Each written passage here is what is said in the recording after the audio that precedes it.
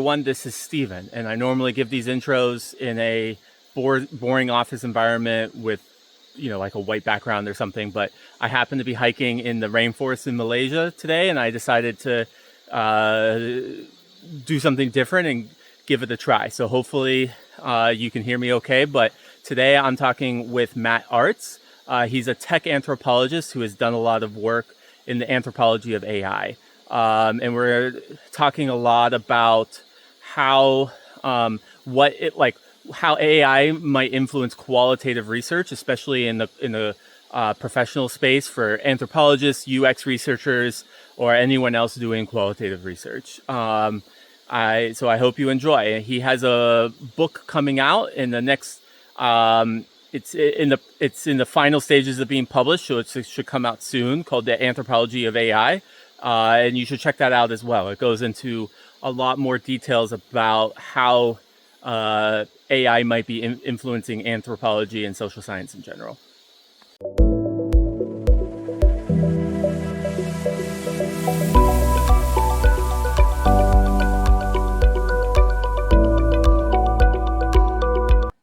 Hello, everyone. I'm here with Matt Artz. Matt, how are you doing today? I'm well, thank you for having me. Yeah, no problem. Do you want to talk about what you do? I mean, you and I go way back, so personally already know what you do, but do you want to talk about what you do as an anthropologist? I'll share a little and then you can probe wherever you want to take it. But basically, trained as an applied anthropologist. I worked in the private sector for 18 years, or about 17 years. I've now worked in the public sector for 2 years. I won't be talking about that work tonight necessarily, just as I'm not representing the organization I'm with. But nevertheless, I've been basically working in tech my whole life. These days, I work in product management. We could talk about that. That's kind of interesting in its own right because there is a reason I don't seek out UX research roles at this point in time. But nevertheless, I'm an anthropologist who is working in tech, and basically what I build day in and day out is AI products. Yeah. So, like a tech anthropologist working in AI. This is very cool. I guess this is also what I also do, but like this is very, very interesting. So maybe let's get started. I want to ask you, like, what do you see as some of the biggest ways that AI is influencing? We could start with anthropology because that's a little bit more narrow, but how do you see it influencing like private sector anthropologists, people who are working in like the UX space and things like that? So I guess the first thing I would say that I think is maybe helpful is, for me, AI is much more than a chatbot. And these days, when anybody says AI, they're generally talking about chatbots. I think chatbots are a wonderful thing, and I think they're incredibly useful. I think LLMs are more important than a chatbot per se, right? These sort of underlying models of chatbots. But I still think the entire field of AI is really important.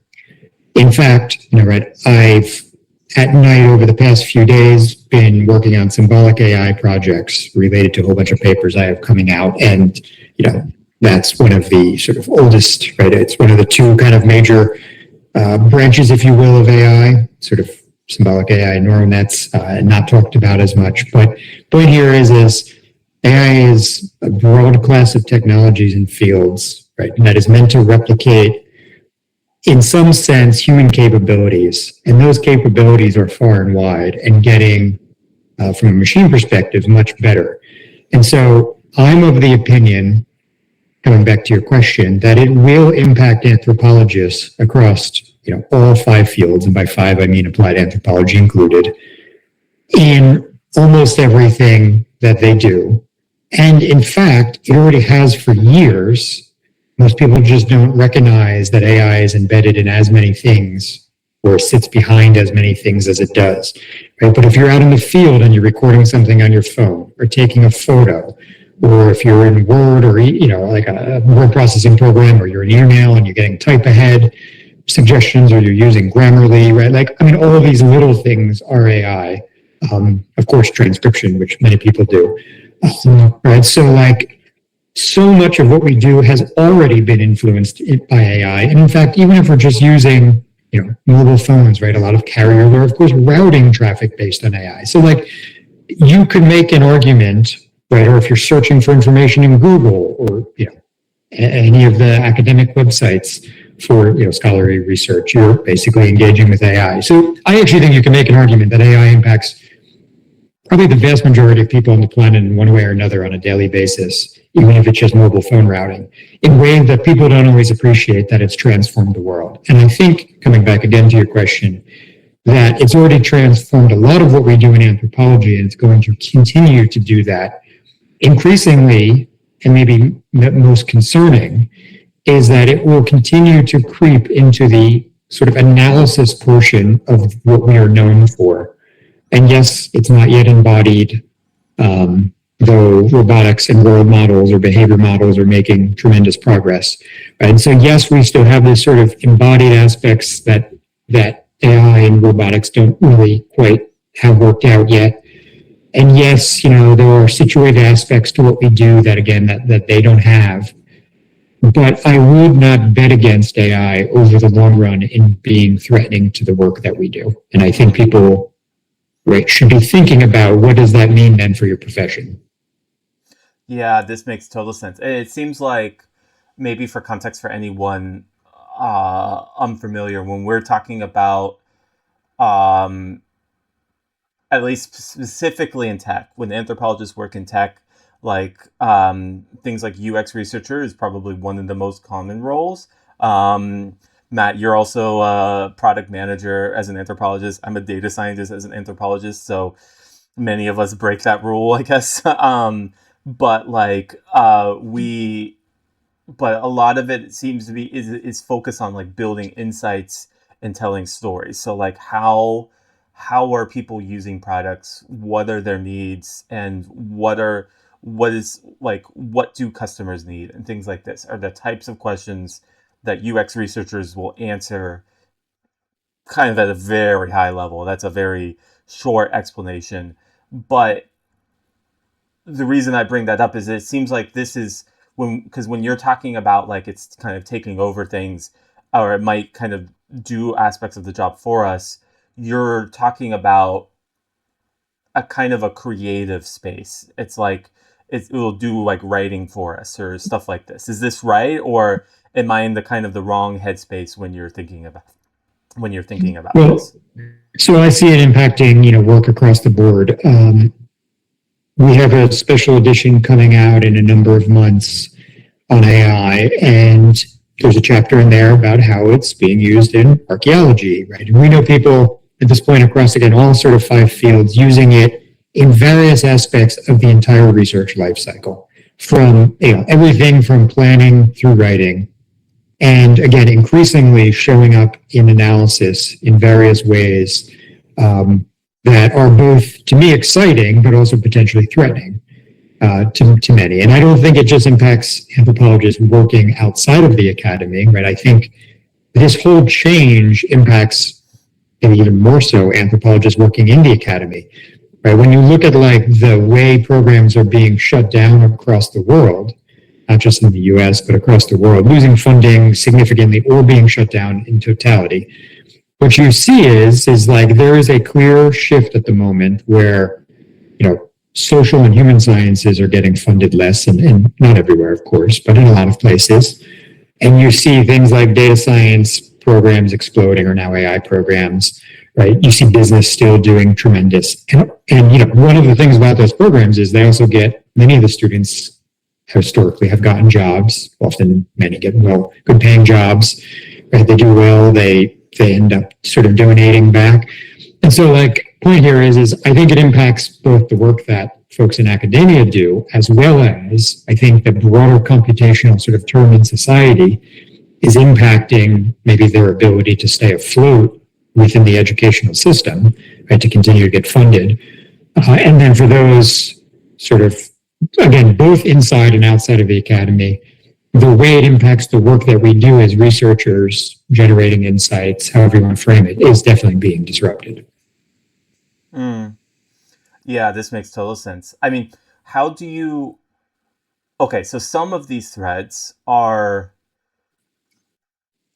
have definitely existed before the recent kind of Sure. surge of AI, like defunding social science programs.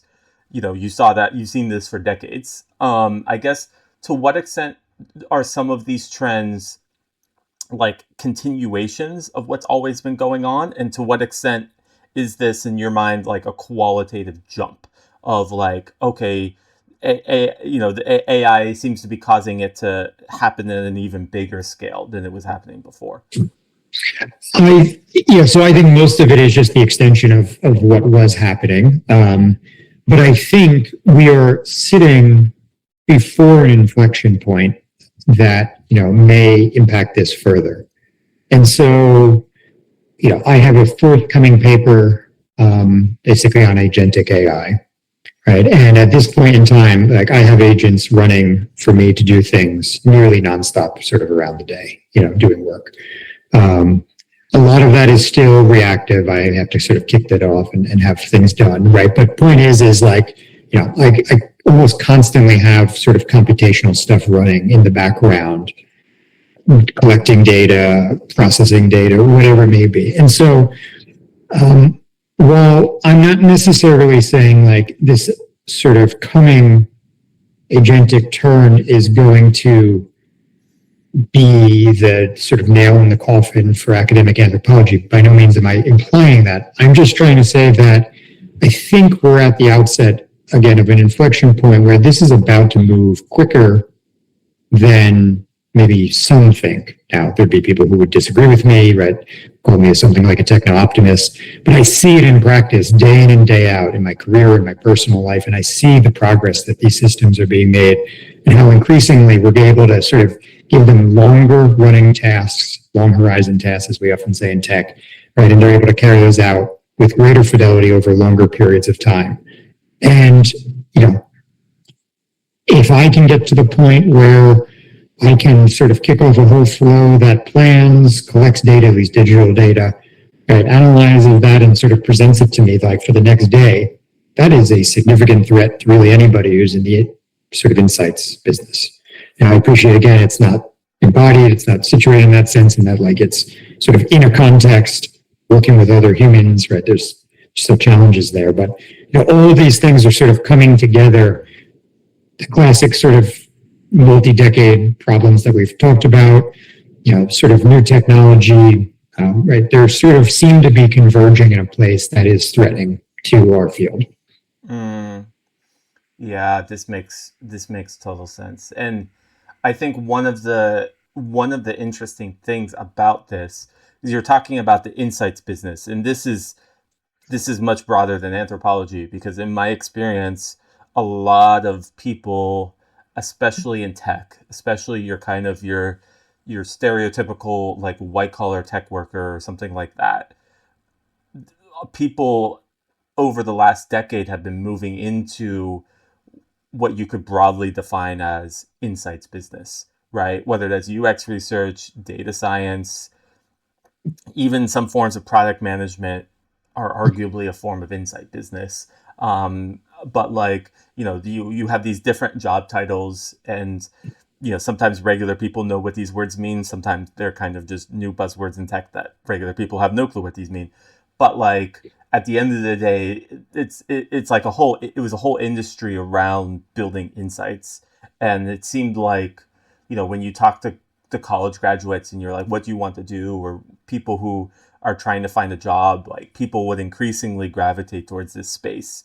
And it seems like it's getting kind of hit by AI, and that we could see a significant decrease in job opportunities, but also like if employers think this will get hit, they'll they've been kind of, seems like much more like we don't need them, we can just lay them off, or treat them badly, we don't have to focus on them in the same way. It seems like there's been a big shift. It's like it's ballooned and then now it's popping, or what do you think? Well, yeah, well, if we just focus on tech and the kind of the roles you threw out there, UX, data science, product, et cetera, certainly, particularly with UX and software engineering, even more broadly, right? You saw a big run up, a decade leading up to the pandemic, really sort of shooting up during the beginning of the pandemic, hitting a high point. At this point, I don't even remember when that high point was, maybe 21, maybe early 22, and then just steadily coming down. 2023. I mean, like the hiring sort of point. Yeah. 23, you think? I think for big tech like Google, Meta, and them, I think their peak hiring was around either the end of 2022 or like the spring of 2023. But I could be wrong. But you're right. It's somewhere around there. But keep going. Yeah. But so, we hit this point and then you've really seen it just decline from there. And the past 2 years has seen about 200,000 people laid off. And, by no means the fact that I'm sitting here and saying that I think AI is interesting does in no way mean that I also think it's, that I want to see 200,000 people laid off, roughly. I forget the exact number. I don't want to see any of that. But it is the case, right? It's already happened. And we know, I'm sure we both know people who particularly worked in UX who have lost their jobs, who of all sort of seniorities within organizations have lost their jobs. Some who, are just not going to go back and are looking for sort of different things to do. You might have like mid-career people. I know mid-career people who are looking for like more junior roles, and I don't mean like truly intro kind of junior roles, but I mean, kind of moving down the food, down the sort of organizational hierarchy a bit. And so you see like a whole bunch of disruption there that's played out over these past 2 years. And, I have no idea if the hiring or the firing is done. Right? I mean, none of us know that. But, again, you have, even if we just flip it briefly for this, you have Amazon with now like I think roughly 1 million robots, right? And that they've been investing in over like the past 2 years, right? That's going to have an impact, maybe not on Insight's work, right? But like all these things are coming together to have an impact that I'm worried about. And so, we saw this like at least decade-ish run up, into the pandemic peak, and we've come down. And now the question is, what should all the folks who are sort of trained in the social sciences or even adjacent, closely adjacent spaces be looking for? Because there's far fewer UX jobs, they're harder to get, you have to be back on site in most cases. If you see a remote job, you might see hundreds of people applying for them. And so it's a tenuous time. And yes, I think AI is only going to accelerate that. Yeah, this makes total sense. And in my personal experience, I at least experienced that rush and then as a bit of a boom and then a collapse. Like at that time I was working at Google, and I remember I started Google in March of 2023, and I think in at that time, like you could look at stats on the internal websites, but like I think when I was like a month in, I was once looking it up because someone was saying, "Hey, you should look this up," and like 10% of Google employees had been hired since after I had been hired, and this was after I'd been working there for a month. So like they were adding like tens of thousands of people, and then suddenly by the summer, by like June or something like this, of 2023, they had announced a hiring freeze but they had like hired like I think far more people in the first half of the year than they had hired in like most years. And then by the end of the year or the beginning of the following year, they were doing their first rounds of layoffs. It was like we're just going to hire tons of people and then just stop suddenly. But this seems to be a wider trend this is like, I think, an example of what you're talking about, but this seems to be a wider trend within tech. What role do you think AI is playing in this? Because like obviously things like the pandemic and how it influenced the economy. Like these are also influences. There seems to be all sorts of different influences, but what role do you think AI is playing in this? So I don't think it's the only thing for sure. I mean, Okay. arguably there was overhiring during the pandemic, and arguably right now is right. It's a time of uncertainty in many ways for for any business that needs to plan, and so I think all of those are likely factoring in, and AI may not even be the biggest factor, right? But I do think it is a factor as it impacts certain roles for sure. And there are papers. There's like the now sort of famous Jagged Frontier paper that shows that AI, and in this case, I am kind of talking about LLM based products that they perform better in certain areas than others, and of course, then like you could make the argument that those areas are more likely to be impacted. Um, and so it's a factor in likely the folks being laid off. It's again not the only factor, I'm sure. But the question is does that speed up? And I think I think the AI component of that speeds up over time. Again, I see it compounding, right? And I see people who are really good at using this technology really doing much more work than folks around them who are not good at doing it. And so that saying, I forget who said it now, that, and I'll maybe even misquote it, but you're not going to lose your job to AI, you're going to lose your job to somebody who uses AI really well. But I think like that is a reality people need to plan for, because even now, if you show up at a reputable organization, like a big tech company for a product role, for a product interview, many of them are even starting to now see what you can do with AI, Mm. right? See if you can use something like Cloud Code, et cetera, right? And like see like what you can kind of do quick. And so it's becoming a differentiating skill, probably to retain in many places, but also to even acquire new jobs in some cases. And the thing is like there are many people who would make the argument that quote unquote AI broadly, and again, probably many of the people who would be making that now are talking about chatbots, do not do qualitative data analysis well. And that may be true of a chatbot, but that is not necessarily true of when you use like an LLM and you combine it with some kind of graph, right, to do something custom, which I appreciate, not everybody's going to do. But when you do stuff like this, these kind of custom implementations, you can get very good results. And so, to the people who say like a chatbot's not very good at qualitative data analysis, I'm basically saying that may be true, but you need to be thinking beyond that. And like, there will be a product manager who knows how to use these tools and code up things, code up little custom products to solve needs. And they're going to do that data analysis themselves in a lot of cases because they're going to be able to. It's going to be good enough for a lot of needs, right? And it's going to be fast. Mm. Yeah, this makes total sense. In all honesty, you bring up a couple key points that I want to tease out in more detail, and I have to decide which one I want to focus on first. I guess let's focus on people's lives first and their kind of day to day work, and then I have some questions on the beginning about the big picture aspects of this. Um, with the second, yeah, how do you think?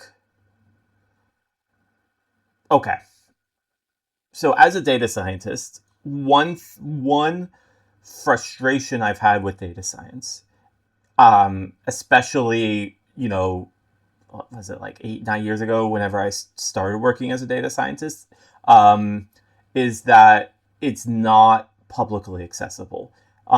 A lot of, for example, a lot of the anthropologists who study data science and machine learning um, will use a word like magic. They'll be like, data scientists are like the magicians. They have the technical knowledge to be able to work the system in a similar way that in some cultures, when you want to, something's wrong in the spirit realm, and the shamans have the technical abilities to be able to like interact with the spirits in the correct way to get this stuff done, to heal the person, to deal with the magic, whatever it is. Um, and but it's the emphasis on that technical. It was not very approachable for regular people, and that's why they need to hire data scientists. It's like, oh, you wanted to do a basic analysis of that data, you had to spend a long time analyzing it. I think one advantage to the new technology in data science specifically, and how it's changing data science, is that it makes it more understandable for regular people. So regular people can do their own forms of analysis much more easily because they can type in the way that makes sense to them, and the AI can in effect, build code to actually do it on the technical level. They can do that translation work. Obviously, that has a pretty big impact on data science as a field and the work we do as data scientists. But I think it can be helpful both because it allows them to do analysis, but it also encourages, it can be almost a tool to teach data literacy at its best. By being able to interact with data in a more regular way, people can start to build some of the thinking and skill sets around how to think about data. That was a common disconnect as a data scientist. You often work with people who had no clue about this stuff, and you had to kind of, as part of that translation work, you had to kind of help them think about, okay, this question is a good question, but we might need to kind of retranslate the question to make sense in this context, in the context of a research question for data. I give all that as an example. My question is, do you think that's happening with forms of qualitative research? Or what impact do you think the idea that a product manager can look up their own qualitative research is having on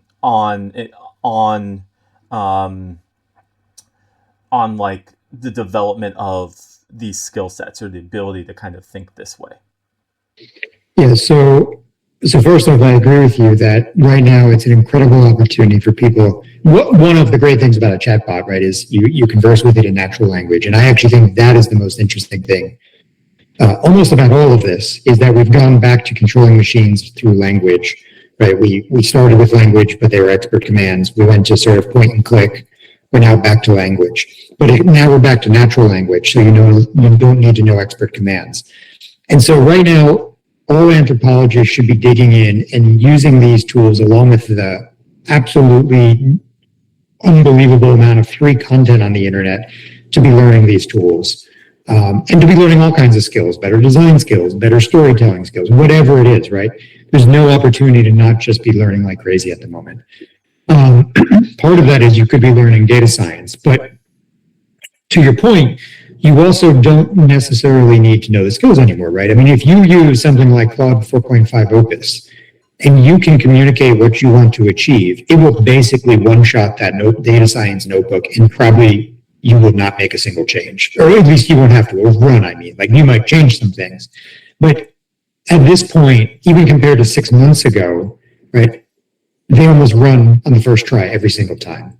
And so, I have a paper coming out on this as well, where basically, vibe coding has essentially become like a method for us, where we can, through spec-driven design, communicate what we want in natural language, and we can build ourselves tools to solve any number of problems that we need to solve that are slightly different. They become these tools have become almost disposable, right? You spin up an application so fast these days, you use it to do what you need. And if you don't need it again, you don't need it again, right? And you've not even paid a data scientist or a software engineer and a DevOps team.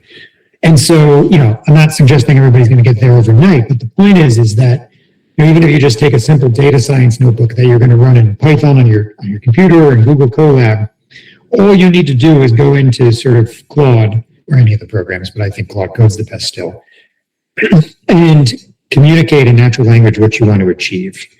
And you can basically build that for yourself at this point in time.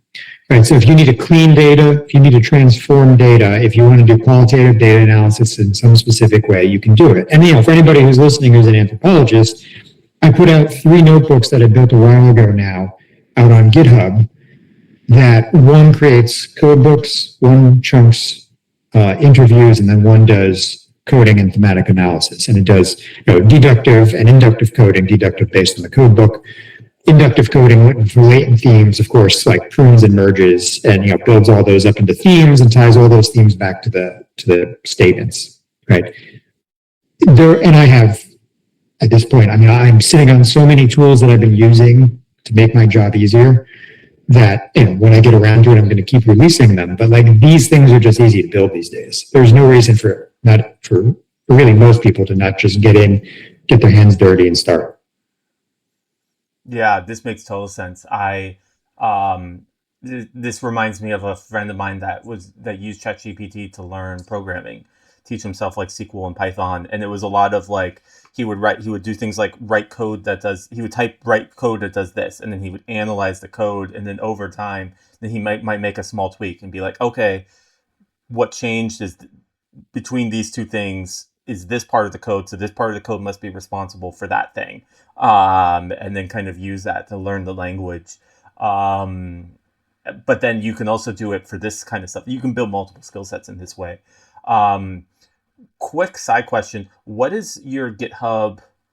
We'll include the link to it below, to the things you just mentioned, but like what is your GitHub handle? I don't think it's handle. I actually forget the word for it. Handle's Twitter. I What's your think, GitHub? I think it's just Matt Artz Anthro. Matt, you said I'll Matt send Matt Artz Ertz and Anthro. Anthro. Perfect. All right, and we'll make sure to include the link below for anyone who specifically wants to check that out. But yeah, what you're saying makes sense. And part of me, so like in data science, part of what we're seeing is that data scientists are doing much more specialized tasks because much more rudimentary tasks are now doable by the people. Um, and I personally have mixed feelings about this because, like, on the one hand, I've had there can be a push within data science to basically be what I call a report servant, which is the person has some leader, business person has some question, what is the this? And then they come and they say, you go do that. Go build me a thing that answers this question. And then you're supposed to go do it. Some of these questions are pretty discrete and can even just take like a day. You build that report, you email it to them, they look at it and they for 10 seconds and say, huh, and then move on with their life. And chances are, if it confirms what they said, they find it insightful. And worst case scenario, it doesn't, and they ignore it. But like they, and there's a bit of a lag there because like they had that question in a meeting when they were thinking about an idea. They were like, maybe it would be interesting if we did this, and then based off of that, they were thinking, okay, maybe this would help us, and they built some question from that. But by the end of the day, they had functionally moved on, and in some cases, for completely separate reasons, the question no longer applied even. Like, and this can be a bit existentially draining for a lot of both data scientists and data analysts. My experience is data analysts kind of fall into this type of role more often.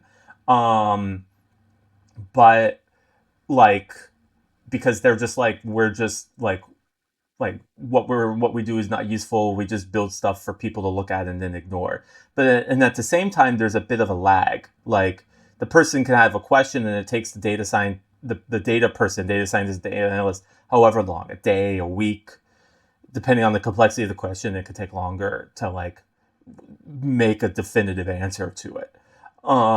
Whereas this technology seems to kind of automate that part of it. Um, and to be able to allow that person to just more directly be like, I have my question in the moment, here's my answer, or here's a potential answer, maybe it's accurate, maybe it's not, and then um, kind of move through their thinking at whatever they're thinking about at that time. um, and on some level, if I never have to do that again, I'm perfectly fine because I never liked that activity. And usually in my jobs, when people would kind of try to put me in that position, I would find tactical ways to not do that. And make it clear that my role is something a little different. But like, so I guess that's could almost be a pro of that. But a con is that that's a significant high demand. So you remove that need, and then suddenly people hire less data analysts, data scientists, um, and then the final. This is neither a pro or con, but this is an analysis. Is that you remove like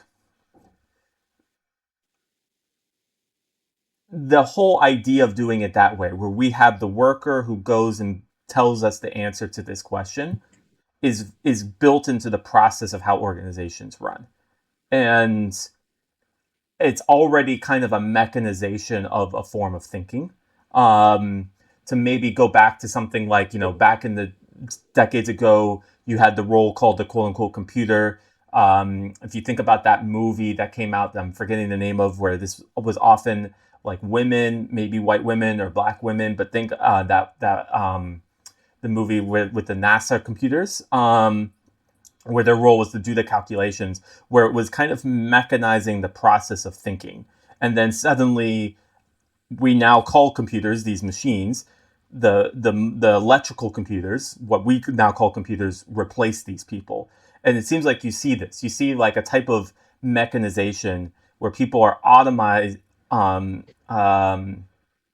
put into these kind of automated roles, where they're put into a process where they're like an automated part of the process. And then often this is what the technology replaces, on some level. It's able to do that process as a machine, that kind of automated process, much more effectively.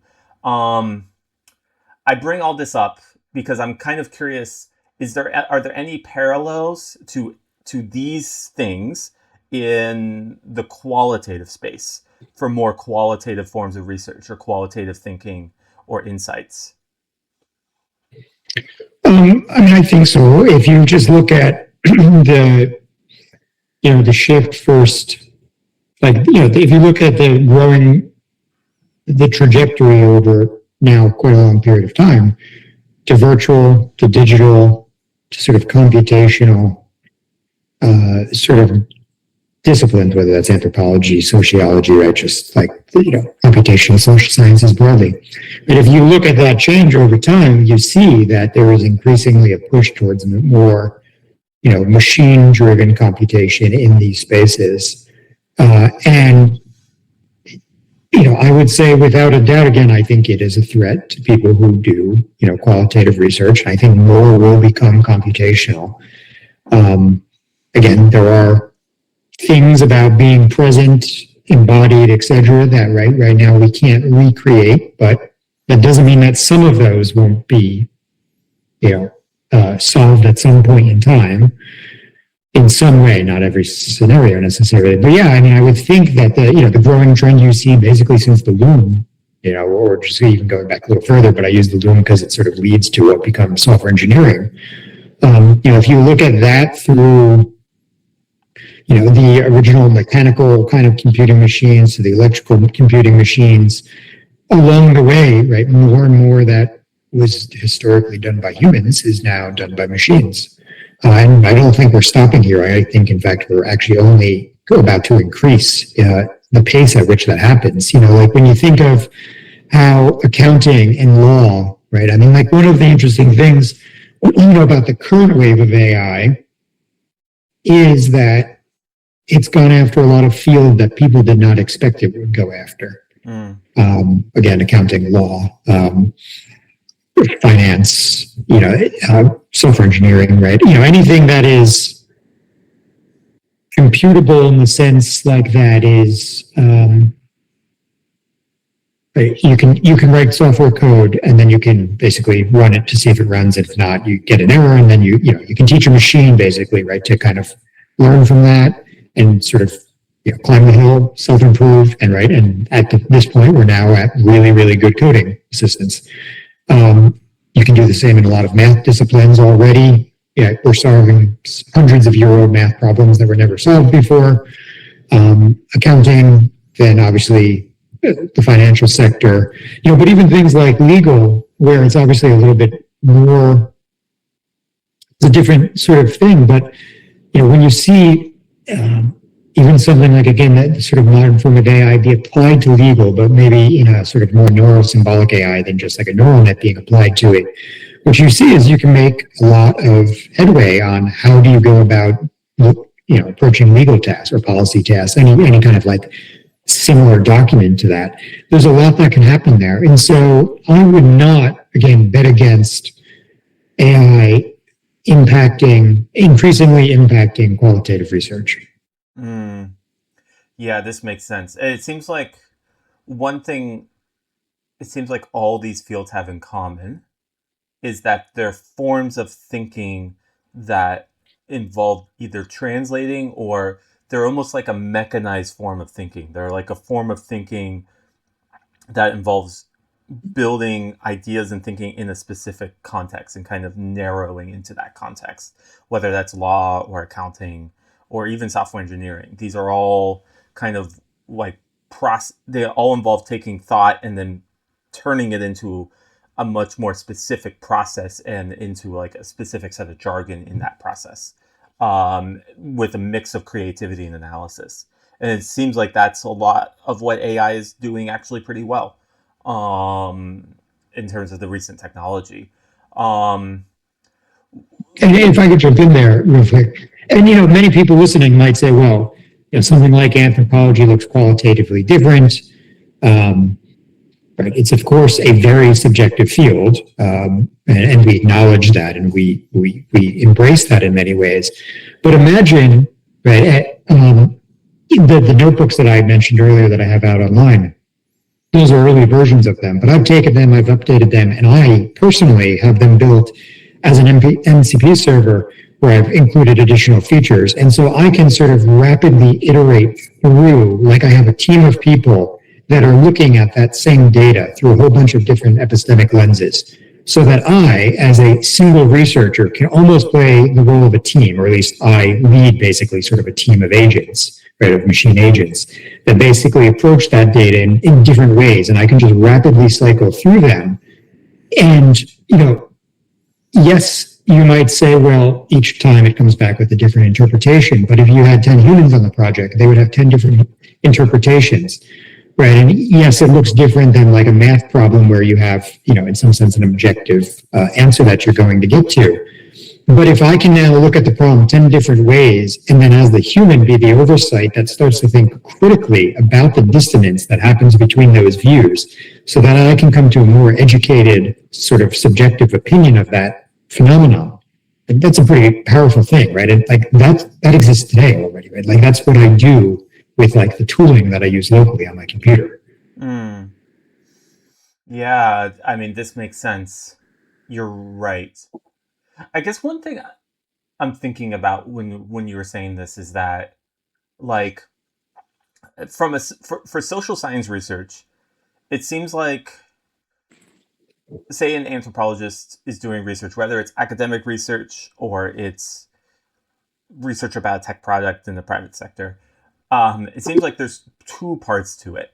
One is they go collect the data and then they analyze and synthesize the data. So, if the anthropologist is studying some hill tribe in the hills in whatever part of the world you prefer to think about that has hills, you got to go there and you got to talk to the people, and you got to, on some level, get like, here's what they say, right? And on some level, this is what I observed, or like various things that are like almost forms of data collection, and then they come and they synthesize it, and then they're like, this is the analysis from a social science perspective. And it'd be similar with a tech product, right?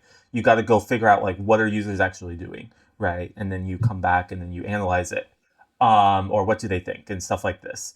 um, Obviously that's an incredibly high level, like really oversimplification, and there's a lot of problems. Like a good social theorist would pick a lot of holes in that dichotomy, but for the sake of this discussion, I'll articulate it like that. And the reason for that is it seems like, um, the AI technology could be very good at the analysis and synthesizing like, here's a bunch of interviews, please summarize it. Like, it's kind of synthesizing lots of different collected data. But it doesn't seem like the AI technology can produce its own primary source data, right? It can't go out and do that. And I wonder if qualitative research would shift to more like a data collection kind of role that then gets put into the system, where it becomes more of the person tries to do that as much as possible. But there still might be ways that they try to use AI to collect data. Or what do you think? Is that kind of what's happening, or am I off in significant ways? No, I agree with you. And that's really what I mean by like, right, AI is not embodied at this point in time, or very little AI is embodied. Yeah, and there's probably no significant AI that's embodied that is meant to do research, right, in the way that an anthropologist would in the field. And so do I think we're a long way off from anything significant collecting data like that? Yes, but, I work with Laura Kojego a lot, and, she wrote about at one point, robots that could go into sort of challenging spaces for a human to go into for a number of reasons, right, and collect data. And in that sense, you basically have some form of sort of, right, embodied bot going in, right, that at this point, or at least 18 months from now, is going to be, certainly infused with AI, because, this or next year is probably the year that robots and AI really converge, like in a much more serious way. But point here is like, sure, like, if you're going to go to some sort of remote area, a robot, or again, some embodied AI is likely not going to do that in the near term. No doubt about that. However, you're probably going to collect, especially if you like sort of document with photo and video, you're probably going to collect a lot of that, which is still really challenging to go through. And everybody right now thinks of like, or not everybody, horrible way of saying it, but many people are thinking about how do I do analysis of text, and that's, it's very good, but like these models, this most recent wave of AI is, multimodal, right? And, I have pipelines to look at different images and everything else, right? Like to do even analysis of that stuff at scale is now already in reach. And so, yes, you still need to go collect the data, right? But like you could collect the data on a day and you could analyze everything you collected in probably all modalities that night. Or it could be ready for you like the next day or something, right? Depending on how computationally expensive you want it to be and what you wanted to do with it. But the point is like, you probably don't need to spend months in the field collecting data and then going home with it all and then figure out, like, make sense of it when you get there. Like you can make sense of this on a daily basis. You could structure this stuff in like a temporal-based graph along, like a knowledge graph along the way, right? Like, there's just so much you can do these days to make sense of this. But so all that is, all what I just said, is I think is the state of things. However, it's also not the full scope of where we collect data. In the last 5, 6-ish years, my data collection has always included something in real life, and then almost always at least something digital, right, that gets brought in as a counter to that might help me just sort of enlarge like the scope of what I'm looking at, and often helps me see things in a different way because, if you go scrape a whole bunch of Reddit posts about the tech product you're building or about a competitor because you want to build a feature that they have, right? Like that data may or may not align with your in real life data very well. It could be very messy and you have to really think hard about how that all fits together. But the point here is like, there's almost never a time at this point that I do research that's only in real life. It's always bringing those together because, at least for me in my career, budgets, seem to increasingly get smaller, timelines sort of increasingly speed up, and I have to turn things around faster. So I do less in real life work, more sort of, and complement it with digital, bring it together, and you have a sort of a broader palette to work with. And the digital stuff you can get fast, right? And you can get a lot of it. So, I actually do think, even though that's not, even though you're not collecting that in real life, not all data collection has to happen in real life, is I guess my point there. Mm. Yeah, this is very, very good point. This is very interesting. So, and I think that's another side. So like, yeah, you have physical data collection, but the current AI technology could be very good at virtual data collection. I mean, scraping the internet, whether that's of text, of video, of whatever other type of data could be found online, audio, what have you. And they're already pretty good at that. And they're built, and some of that had to be built to allow the AI technology. You know, things like ChatGPT needed to scrape large amounts of the internet to be able to build the model in the first place. So that technology does seem to currently exist. I guess one other thing I was thinking about with what you were saying, and this actually goes back to something you said much earlier in the conversation. I don't know if you remember when I was like, there was a couple different directions I want to unpack after you said a certain point. So this is the second side I wanted to unpack. Before you had talked about how the jobs might go to people who can do AI well. And the more important practical thing might be for people to develop their AI skills so that they get those jobs. And a key chunk of that was, you know, someone who can use AI to do stuff. The expectation is that they use AI to do stuff at a much bigger scale, or and much faster. And I wanted to kind of explore that a little bit. One quick thought I had about this, and this is a little bit historically, is that with every kind of new technology that has come up in the last like 50 to 100 years, people will say like, oh, this will mean people don't have to work. People won't have to work, or they'll only have to work like 4 hours a day, or, you know, part-time or something like this.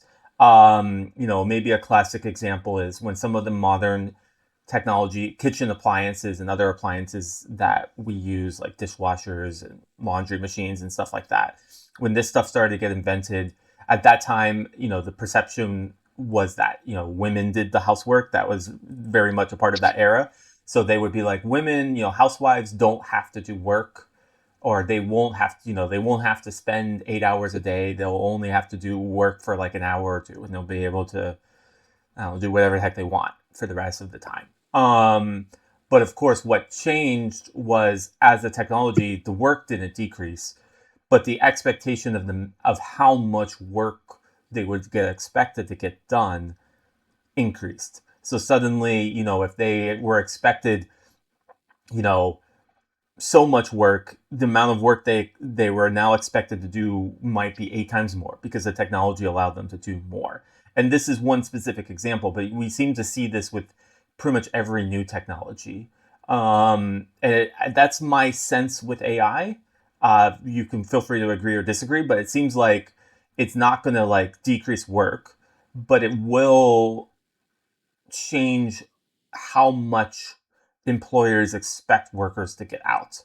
And it seems like, tell me if this is wrong, but what I was thinking about with what you were saying is that there could be 2 ways that people expect more. One is just like more quantity, like, you know, you're going to do more analysis. I don't know, like you're going to do more studies or something like that. But the other is doing things faster. That's one way to increase the magnitude of workload, is suddenly a project that might take a month takes 2 days or something like that. And it seems like when you're like, they kind of just expect, the expectation might move towards work being done faster, this type of research being done faster. That's what I was thinking about. Or like, what do you think? Do you think this is all off, or how do you process this kind of, like, how do you think this might change the way work is done? So I think work is going to change for sure. I mean, work has already changed. I mean, like 2 years prior to ChatGPT coming out, or about 18 months, I had started using a product that was built on GPT-3. ChatGPT was 3.5, right? I started using, I'm drawing a blank on the name, but it was basically a marketing platform. At the time, you could only write sentences, like a few sentences, and then it trailed off and it just wasn't useful. And so, there was a lot of generations and the credits were expensive. Nevertheless, even at that time, it significantly changed the way we were doing marketing. And I mean, like really like the copy portion, more like digital marketing, kind of more like the ad space. That portion, I mean, marketing is obviously much broader. It involves research, other things, but it already significantly impacted that. I think it's safe to say in 2021, we didn't hire somebody because of that. And so like, that was now 5 years ago. I certainly think that the new wave of AI will have an impact on work, has had an impact on work, and will continue to have an impact on work. I don't think that is going to be evenly distributed in any way that you could take that statement. It's not going to be evenly distributed across roles, across geographies. There are probably some like traditional power structures that are going to be that are going to be in place and impact like certain disempowered groups, more so than others, like in ways that are historically kind of present. Probably all of that is true, right? And I don't, that's not what I want for the world, right? But and to your acceleration point, let me just touch on that before moving on. It is probably true that at least some organizations are going to expect more out of people in the sense that they may want you to go quicker. And if you go quicker, that means you in theory should do more, right? I wouldn't doubt that that is the case. What I would want to see is people to be empowered to do new things. Like, I almost, at this point, in fact, I would say I don't take a data scientist with me anymore on a project because I'm just going to do it myself because of having the tools to do it myself. In my personal life, I'm building fully deployable software products that basically, I could sell as SaaS products, and I could never do that in the past. And so where I'm going with this is, my hope is not that we just do more, it's that people can do new things in a way that unlocks creativity. Now, I'm able to do things today that I could never do in the past, that I love doing because I'm just out all over the place solving problems in a way that is so gratifying to make an impact in the world, right? And, that is just really, it's something that I wish everybody would embrace in some sense, right? Like, using the class of technology to do things that they've never done before, that maybe they were scared to do, or they didn't have the skills to do. And I'm not saying everybody should become, generalist across all trades and that they should be working like crazy. That is not what I mean. It's just, if you've never started a podcast because you weren't sure how to edit video or edit audio, all of that is very easy today, right? Like what we're doing today is so easy to do at this point, right? If you wanted to make music, but you don't play super well, or at least maybe you don't produce well. There are music generators that would make music, but like, let's say editing, right? There are still things about editing, like compression has always been a little challenging for me to get right in a mix because I like making music for fun. I've learned a lot through a lot of effort over the years, but these days with AI programs that will listen to the audio, it's a little easier to compress music without over compressing and making it fit in a mix really well. Right? And that helps me produce better sounding songs that make me feel good about what I've just produced. Right? And I love that kind of stuff. I love being able to, build my own tools to solve my own anthropological problems or whatever problem. Like over the past month, I built tools, a whole suite of tools to go out, collect all of the bibliographic data of all the American Anthropological Association journals and the Society for Applied Anthropology, and get all of that bibliographic data that wasn't in Wikidata, in Wikidata. Right? Wikidata, the largest store of bibliographic information. Anthropology is almost completely absent. Only about 5,000 articles from the AAA were in there. Now about 80,000 are, only a month. Right? These are the kind of things that we could do these days that like, I mean, I used to just sit there and put in like, article by article, going property by property, adding things. Like it took me forever to add stuff for people. I just put them all in. I couldn't do that even 3 months ago. So Right. like this is, coming back to your point, I hope it's not just about acceleration, but I hope it's about enabling people to sort of realize their potential, to express their creativity and solve really new and exciting problems for the world that help make a difference. Like, maybe things in renewables or whatever it may be. Right. Yeah, this makes total sense. I mean, one thing I'm thinking about with this is that building some of these things, building some of these creative things, uh, are often teams, and that you need different specialists that focusing on different parts, and that actually seems to be it's much more possible for one person who's more of a general skill set person to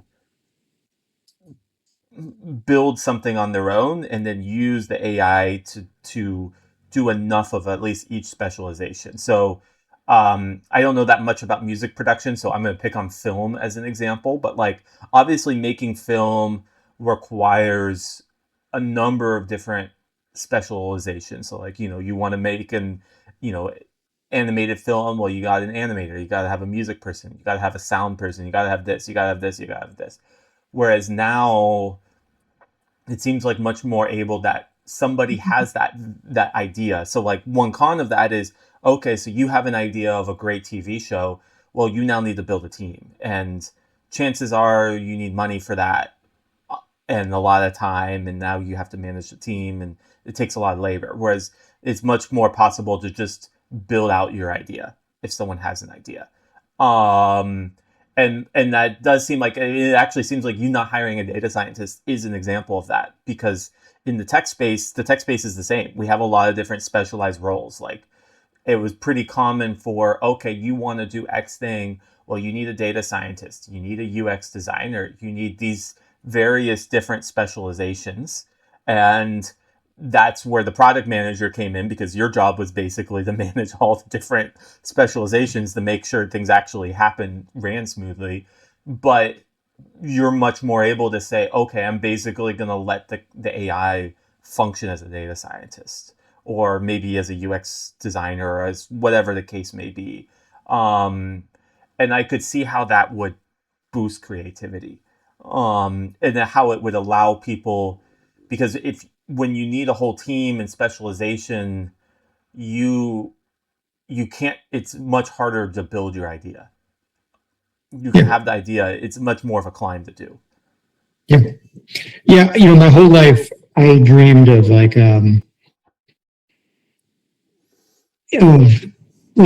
if you think of like Da Vinci or something, or if you think of Jeff Koons, right? They have a lab, or they basically have like a team of artists who would sort of work with them, right? And I think Da Vinci had some people working with, maybe I'm wrong on that, but like Jeff Koons certainly has people working with him, producing all of his art. And at this point, I think he's, whether you like his art or not, I think he's the most successful living artist. But I always basically wanted like a team of people, that could carry out like ideas for me, because I always had so many ideas that I could never get to them. Now, of course, that was impractical, right? Like there was no way I was going to hire a team of people to carry out my crazy ideas. But I now have a team, but they're just agents. They're just machine-based agents that have increasing degrees of autonomy and capabilities to do things on my behalf. And when an agent doesn't exist, we can now go out and create an agent, right, to do certain specialized tasks for us. And it's not perfect yet. Things fail. They're not going to tackle something super, super complex, right? But the point is like we're getting to a place where we can have, or every person could have a team of agents that supports them in their work. It's early days. There's a decade of this still ahead of us before this stuff probably solidifies in a really solid way and is super easy to use. Right, but you can see the early signs of it, and the people who are already exploring that, right, are already taking advantage of it and sort of pulling away from others in capabilities in ways that is, I think, again, threatening to many people who are not experimenting. Because to your point about like you used film, I used music, but generally like if you look at the cybernetic teammate article from, I don't know how you pronounce it, maybe Delacria and Nathan Mullock, in that article, you basically see how, pairs of people or even individual people, when paired with, a machine agent, an AI, in this case, a chatbot, they basically can, outperform groups that are not using it. And what you also see in that scenario is like, people basically upskilling in, basically a controlled trial, if you will, like a medical trial would be, but in an organizational setting. And, the groups that had access to the tools basically outperform, of course, the groups that didn't. But what you see in there, and like in the nuances, is like, the marketing person might do something that the engineering person be able to kind of get somewhat upskilled to what they could do and vice versa. And so like you get this sort of breadth that you didn't have in the past.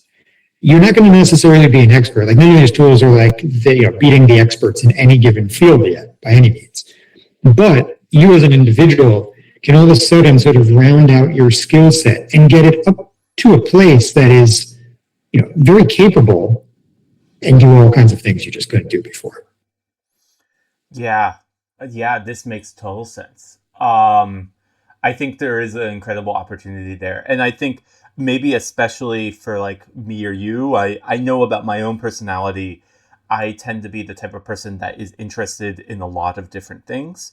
And that tends to lend itself more to a generalist mindset, or a bit of I like developing a wide swath of skills. And you feel free to agree or disagree, but my sense is you also do kind of lean in that direction personality wise too.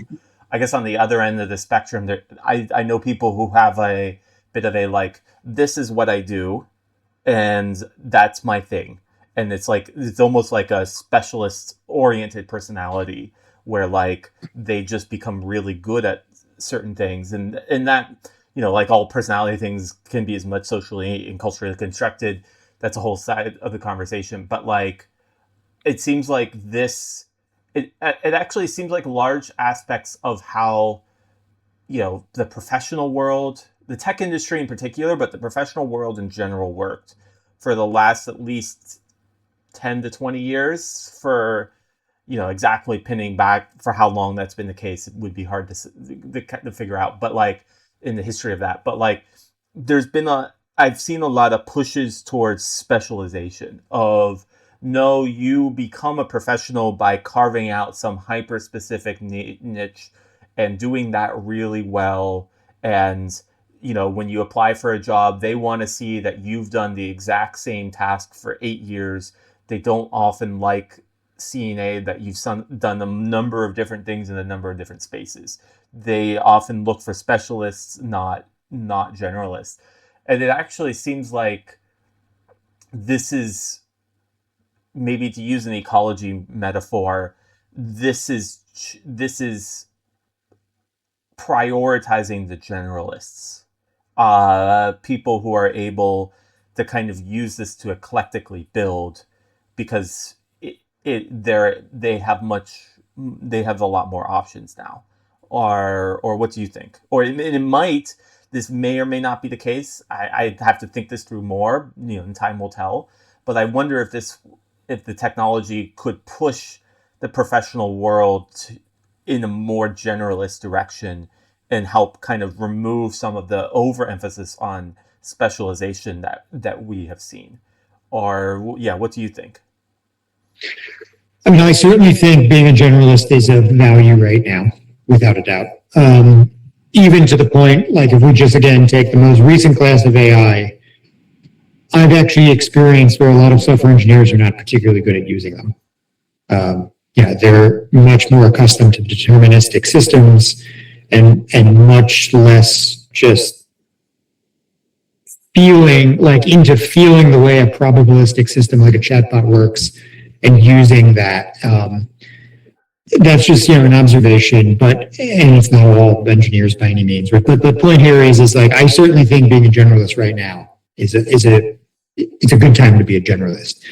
As for being a specialist, and I too could be wrong about many things I said today, but my opinion is, my feeling on this is that if you're going to sort of stake out your claim that like this is what I do and that's the only thing I do, then better be at the absolute top of your game, or like top of the field, right?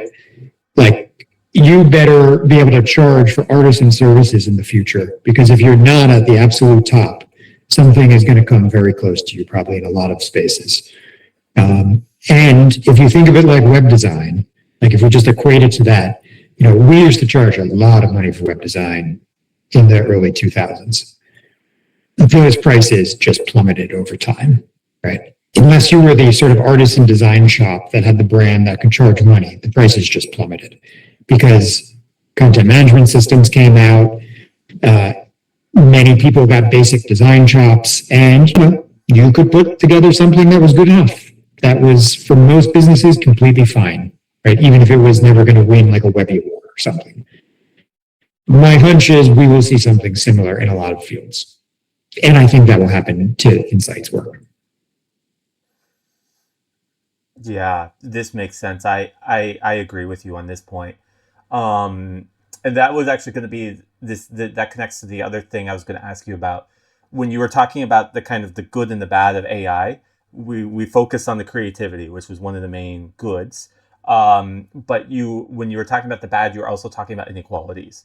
And I did want to ask in a little more detail, like, so obviously the professional space in the world in general has a number of inequalities. How do you see anthropology? I'm sorry. Wow. How do you see AI?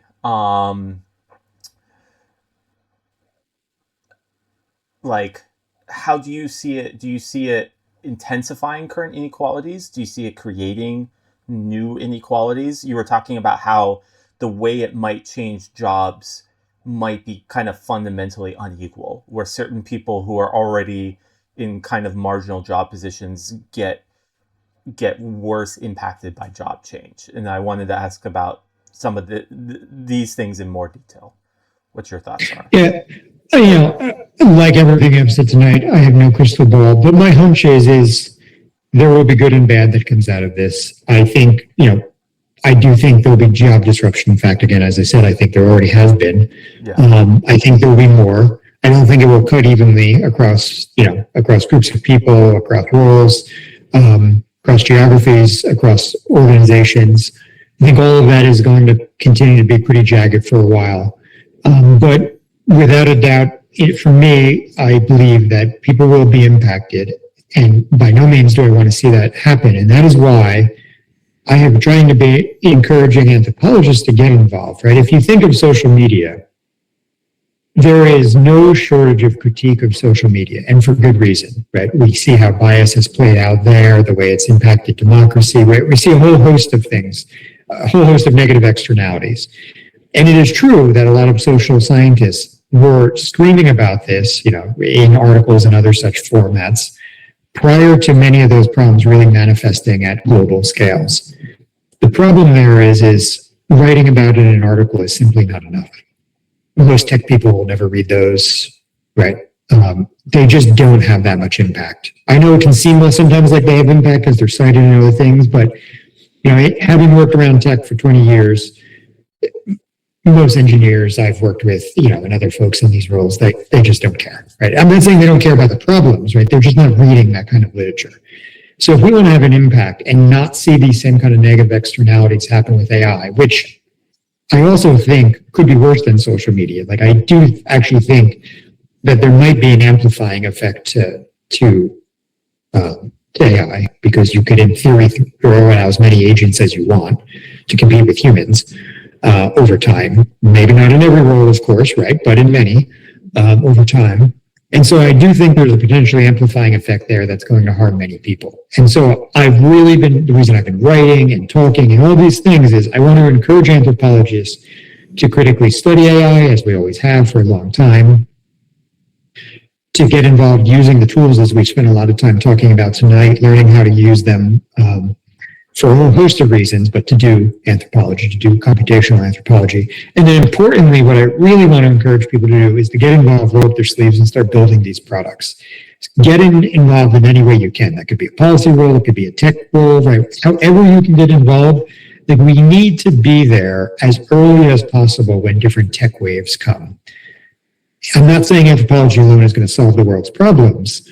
In fact, these are really wicked problems that need multiple disciplines. Like we need a transdisciplinary approach to solve these. But the point is like we need to be there early, and we need to be engaged, and we need to be intervening to build, rather than kind of, approaching it from a critical distance perspective, where we're lobbing critiques from afar in journals, which are going to have largely no impact. Very little at least. I know I'm being like kind of extreme and kind of a little tough there, but we need to get right in the midst of things and fix things, or contribute to things so that there are less problems. And I think we need to do that with AI. I think we need to do that with robotics. I think we need to do that with bioengineering.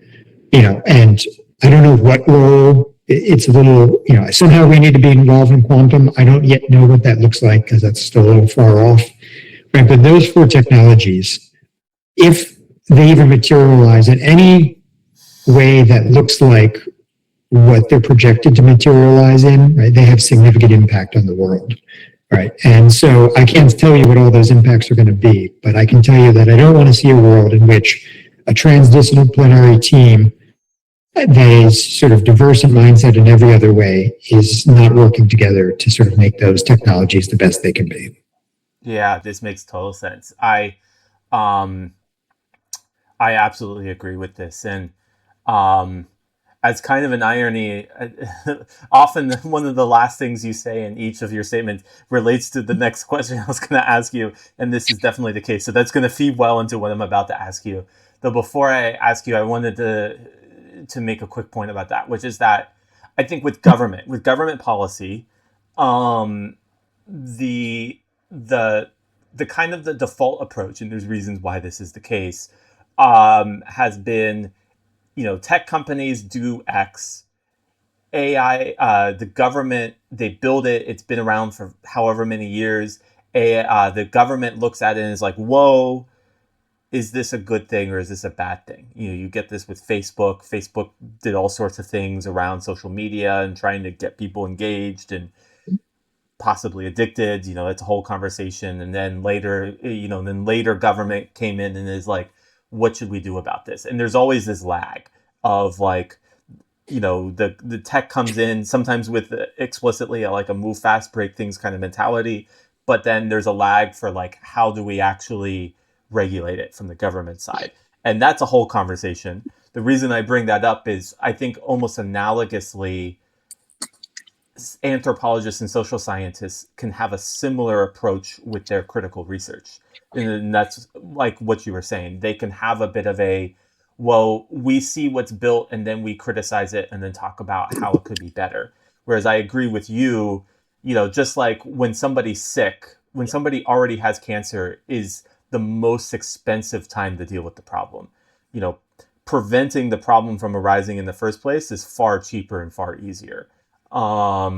Anthropologists and other social scientists should be a part of building that in the first place to help make sure that the way it gets built is much more equitable. Because a lot of the powers that be that are the main builders of the technology don't necessarily have that interest.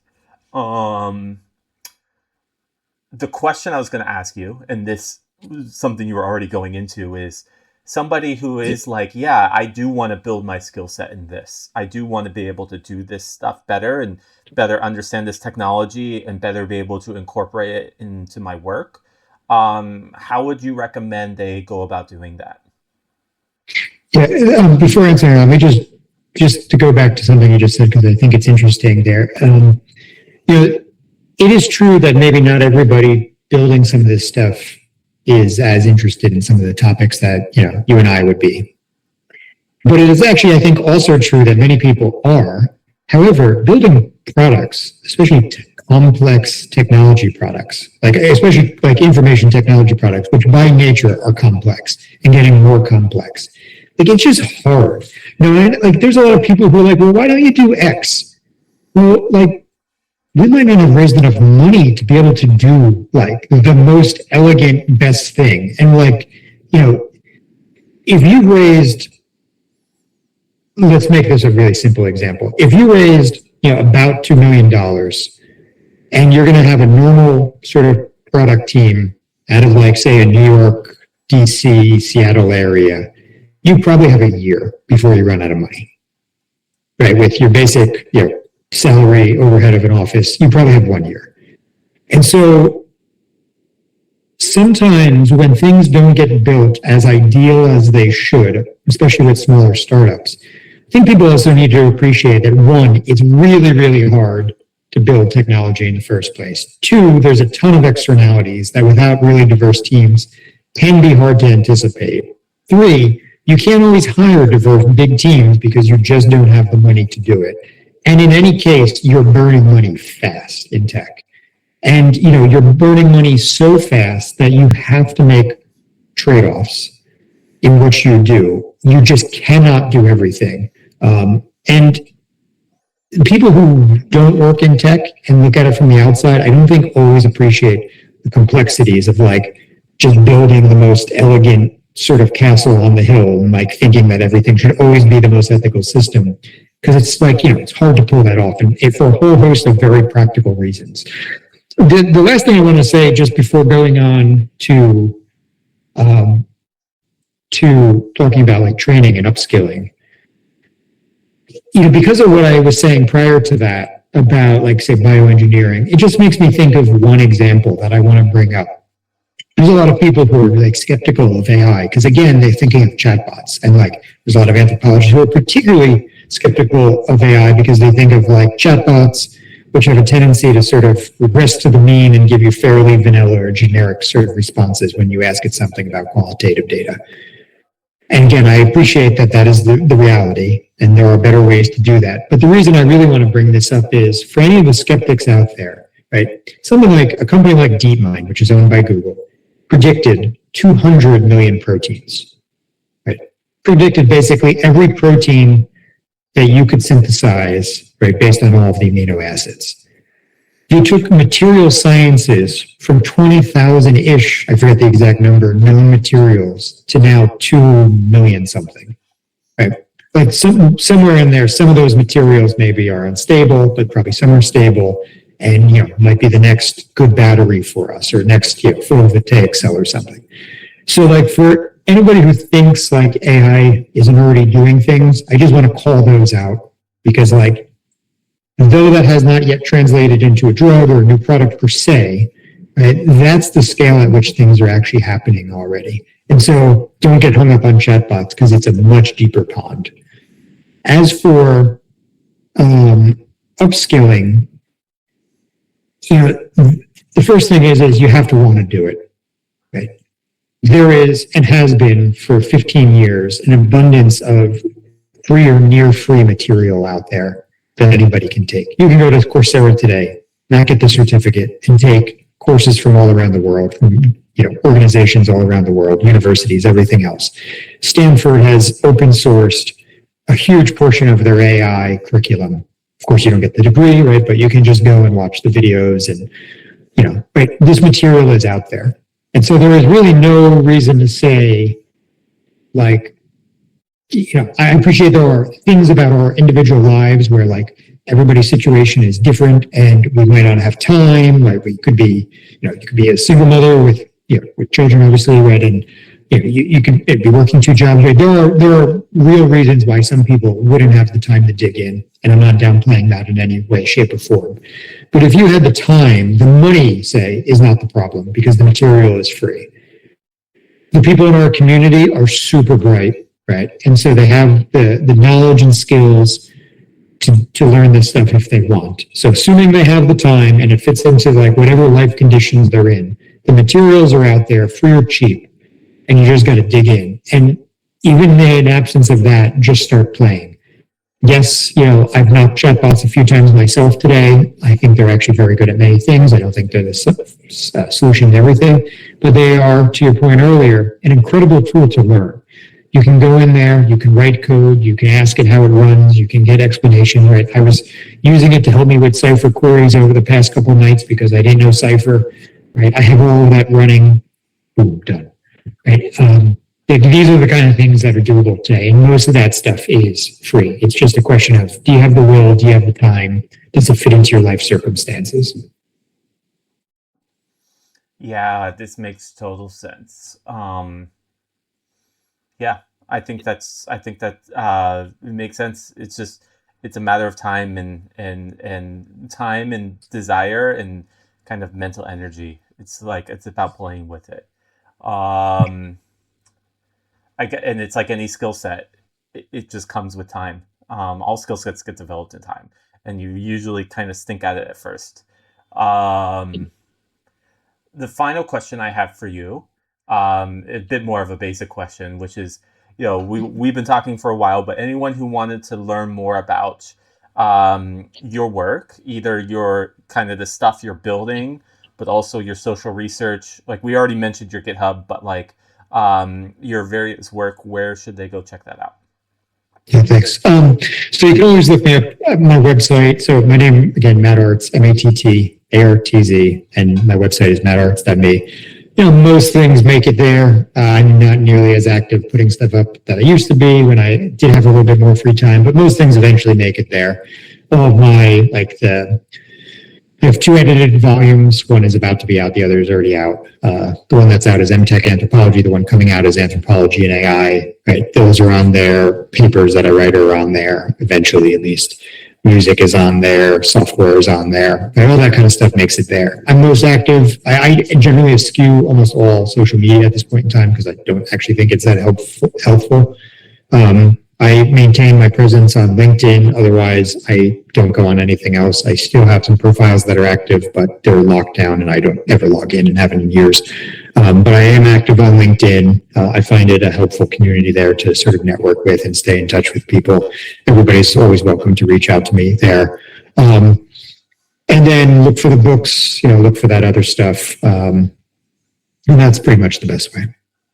Yeah, this makes sense. I'm excited for the book Anthropology and AI.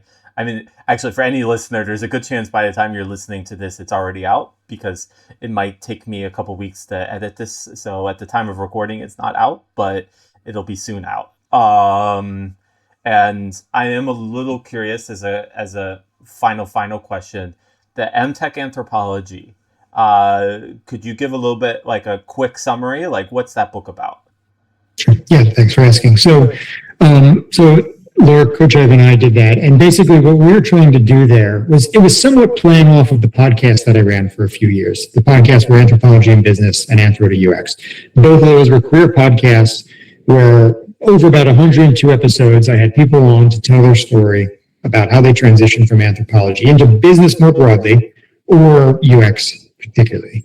And so the book is somewhat an extension of that, in which we gave everybody a format to follow for a chapter, and we asked them to basically sort of tell their origin story, how they got involved in what they're doing, what they learned along the way, and then talk about the emerging technology that they were working with. So there was 2 AI chapters. I was one of them. There were 2, you could call them broadly biotech chapters, I would say. Laura wrote on robotics. There was a blockchain chapter. There was a cybersecurity chapter, right? So basically, MTech, short for emerging technologies, as in the MTech conference from MIT. And it's both an MTech book, but it's also a book about sort of career journeys, lessons learned, how did they make the transition, what would they recommend to others who want to work in that space.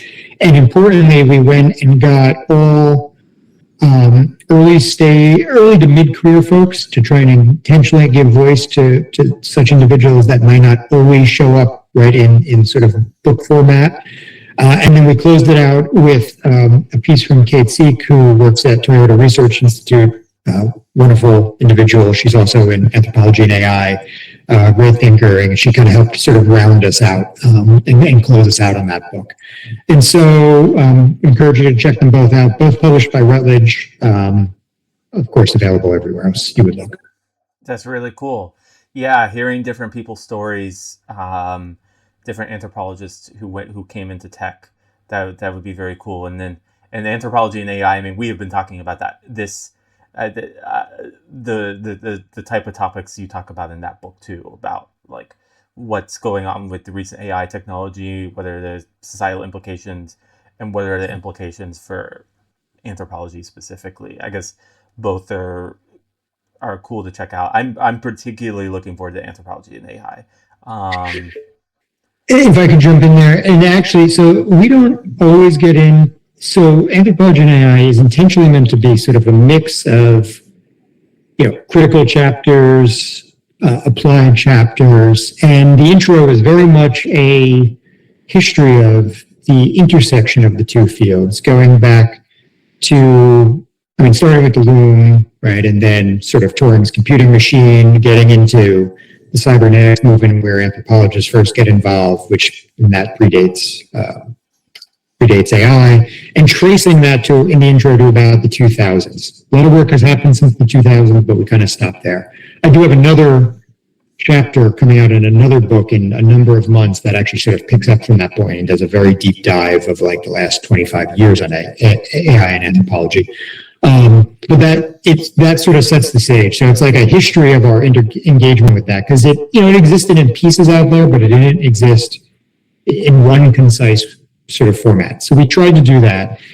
And the conclusion is then a sort of a forum style discussion between the three co-editors, where we're sort of talking about, to a degree, the future, and we're sort of debating what we think the future is going to be like. My view, which you heard tonight, is obviously represented in that book in that way. But my co-editors, right, they have their own worldviews of how this all plays out and what it looks like in the present and the future. And so what you get is a sort of a mix of views, not just sort of my view. That I shared here. And then in between, right, you have a whole bunch of chapters, again, some more applied, some more academic, if you will, or sort of more critical versus sort of applied, however you want to kind of break that down. And so it's intentionally meant to be sort of a mix of things. But I have a lot of also, I should say, other 2 special editions coming out on the intersection of anthropology and AI, and a number of other projects coming out in that space. So there'll be a whole host of content for a few years coming out on it. Yeah, that's awesome. Well, looking forward to that. That seems really interesting. And then whatever else that you come up with, you're doing a lot of innovative thinking in this space. Thanks for taking the time now to talk. And I guess I wish you the best as anthropology is changing the landscape in which. I'm sorry. I guess I wish you the best in said the wrong. I keep saying that. I keep saying the wrong one. I don't know. I think it's probably that they both begin with A. But yeah, I wish you the best as AI keeps changing the space in which both of us work. Yeah, well, thanks for having me on, Stephen. It was a pleasure to chat with you again. Always enjoy our conversations. And my last parting thought there is, I would just encourage everybody to get engaged. You may or may not agree with me that it's going to be impactful or as impactful as I think, but in some sense, I think it's probably better to be prepared than not be prepared, right? And so, if anybody has any questions, reach out. But again, thank you for having me on. Always a pleasure. Really appreciate it. Yeah, no problem. And I agree with that. It's better to be safe than sorry.